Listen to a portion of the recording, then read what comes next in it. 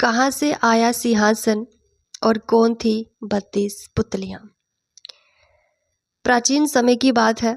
उज्जैन में राजा भोज राज्य करते थे। वह बड़े दानी और धर्मात्मा थे।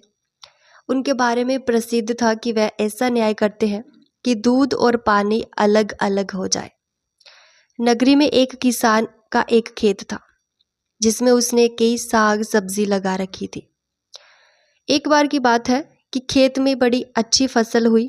पूरी जमीन पर तो खूब तरकारियां आई, लेकिन खेत के बीचों बीच थोड़ी सी जमीन खाली रह गई। हालांकि किसान ने उस जमीन पर भी बीज डाले थे, लेकिन वहां कुछ नहीं उगा। किसान ने वहां खेत की रखवाली के लिए एक मचान बना लिया।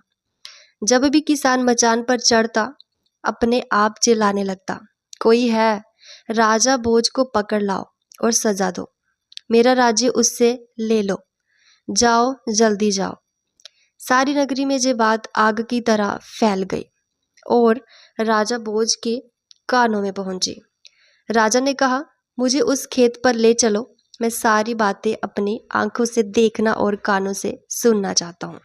राजा भोज जब उस जगह पहुंचे तो उन्होंने भी वही देखा कि किसान मचान पर खड़ा है और कह रहा है, राजा भोज को फौरन पकड़ लाओ और मेरा राज्य उससे ले लो। ये सुनकर राजा चिंतित हो गए, चुपचाप महल में लौट आए।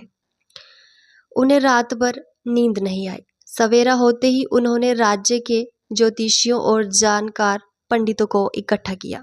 उन्होंने अपनी गोपनीय विद्या से पता लगाया कि उस मचान के नीचे कुछ छिपा है। राजा ने उसी समय आज्ञा दी कि उस जगह को खुदवाया जाए। खोदते खोदते जब काफी मिट्टी निकल गई तो अचानक एक सिंहासन प्रकट हुआ। सिंहासन के चारों ओर 8-8 पुतलियां यानी कुल 32 पुतलियां खड़ी थी।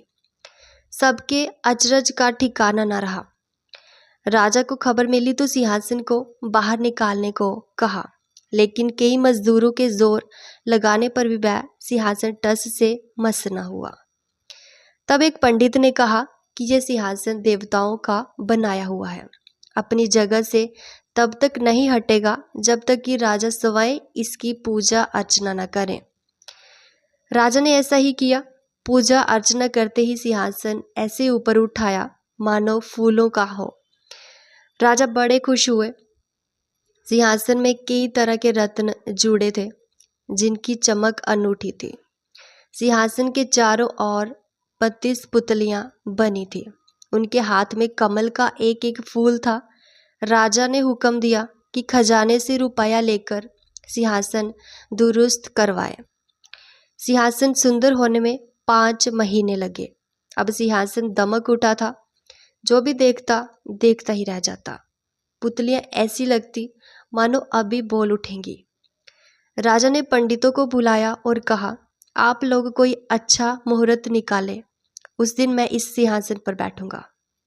दिन तय किया गया। दूर दूर तक लोगों को निमंत्रण भेजे गए। तरह तरह के बाजे बजने लगे। महल में खुशियां मनाई जाने लगी। पूजा के बाद जैसे ही राजा ने अपना दाहिना पैर बढ़ाकर सिंहासन पर रखना चाहा कि सारी पुतलियां खिलखिलाकर हंस पड़ी। लोगों को बड़ा अचंभा हुआ कि ये बेजान पुतलियां कैसे हंस पड़ी। राजा ने अपना पैर खींच लिया और पुतलियों से पूछा, ओ सुंदर पुतलियों, सच सच बताओ कि तुम क्यों हंसी। पहली पुतली का नाम था रतन मंजरी। राजा की बात सुनकर वह बोली, राजन, आप बड़े तेजस्वी हैं, धनी है, बलवान है, लेकिन इन सब बातों का आपको घमंड भी है। जिस राजा का ये सिंहासन है वह दानी, वीर और धनी होते हुए भी विनम्र थे, परम दयालु थे। राजा बड़े नाराज हुए। पुतली ने समझाया, महाराज, ये सिंहासन परम प्रतापी और ज्ञानी राजा विक्रम आदित्य का है। राजा बोले, मैं कैसे मानूं कि राजा विक्रम आदित्य मुझसे ज्यादा गुणी और पराक्रमी थे। पुतली ने कहा, ठीक है, मैं तुम्हें राजा विक्रम आदित्य की एक कहानी सुनाती हूँ। सिंहासन 32 की पहली पुतली रतन मंजरी ने सुनाई एक कहानी।